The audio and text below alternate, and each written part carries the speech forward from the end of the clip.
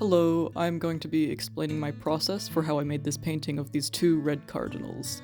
I spent maybe half an hour to an hour on this and I'm pretty proud of it. I hope anyone watching either learns something from this or just finds this video relaxing. Either way, I'm going to get started now. I started out with just a quick sketch just to plot out where my main components will be. The main thing I was keeping in mind and focusing on at this point was the composition. I'm able to sketch the birds out really quickly because I practice excessively. If you want to get good at drawing people or an animal really quickly like this, I would recommend looking up gesture drawing tutorials.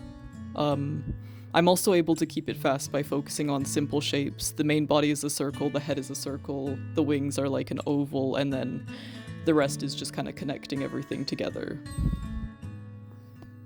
Now I'm switching to the actual painting part. I make the background red because red is kind of the focal color of this painting, and if there's going to be cracks of something showing through, I just think it keeps things interesting to have it be red instead of just another gray color. I started noticing that the background was becoming kind of unfocused and random and almost a little bit distracting, so I decided to do a little value study to figure some stuff out. I already knew I wanted the birds to be darker than the background to keep them as the focal point, but by doing this little study, it helped me realize that I want to keep the middle of the painting lighter and the edges darker, so that the middle is where there's the most contrast. Here I start actually painting the birds. I always start with just a base layer or silhouette to make sure that my pose is readable even without any details, especially if I'm animating, that's really important. I go in with my brush fairly big at first, and then after I use the same brush, but I set it to be an eraser, and then I use it to chip away at where I went outside the lines. I find this is a really easy, efficient way to get an interesting and fairly accurate base without needing to have clean line art. Having this base is really helpful because it allows me to lock it digitally so that I can paint on top of it without needing to worry about going over the edge.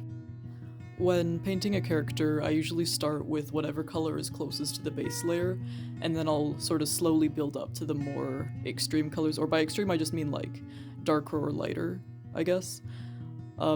This is really useful specifically for animation, just the way that doing it that way means that I don't have to go back and repaint anything. Things sort of end up with the right things being on top, if that makes sense.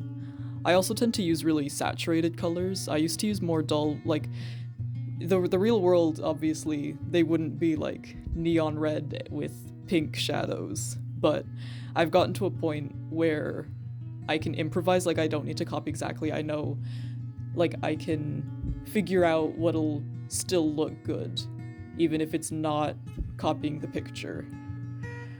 I have a lot of respect for people who do realism and make things look like a picture, but to me it's the point of art is to make it look to sort of add new information. I do something here that I think is kind of interesting. The birds have these dark mark around their eyes, and I used a really dark color at first, but then realized I wanted it to be a bit brighter. I used a tool that lets me choose a color and then create a selection or a lasso tool thing around that color, which means I can change the color without needing to redo the shape and size, I don't have to repaint it. If I overuse it, it looks dumb, but I just think it's a cool little thing. I skipped over painting the second bird because it's basically the same as the first bird, except I did it faster because I already had the palette chosen. Anyway, now I start painting the berries. I'm using very abstract blocky shapes because I feel it's pretty easy to tell from context what they are. I'd also like to note that I'm using the same color palette for the berries that I did for the birds, and that's just to keep everything really nice and cohesive. When shading them, I keep the light source as the center of the painting as opposed to above or to the side, and I'm doing that because I'm keeping in mind the value study that I made a while ago. When adding the berries to the background, I bring the color a little bit closer to the grayish color of the background. This is really important to keep in mind with any kind of background with layered elements. I just choose an ambient color, and then anything farther back from the camera should be closer and closer to that color until eventually it's so far away that you wouldn't be able to see any details.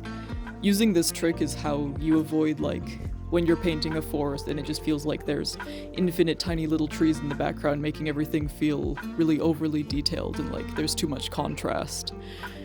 You just, like, need to make them slowly, color-wise, merge into the background. To finish up, I painted their beaks a little bit and gave them some little eyes. I paint eyes like this just because it's easy enough that I can animate it. But yeah, that's basically how I painted these birds. I liked making this video, so I'll probably make more like it. If you enjoyed watching it, then consider, like, keeping an eye out for when I make more. I'm also probably going to make videos on how I animate, so just, if that sounds interesting to you, consider subscribing. But yep, thank you, bye bye.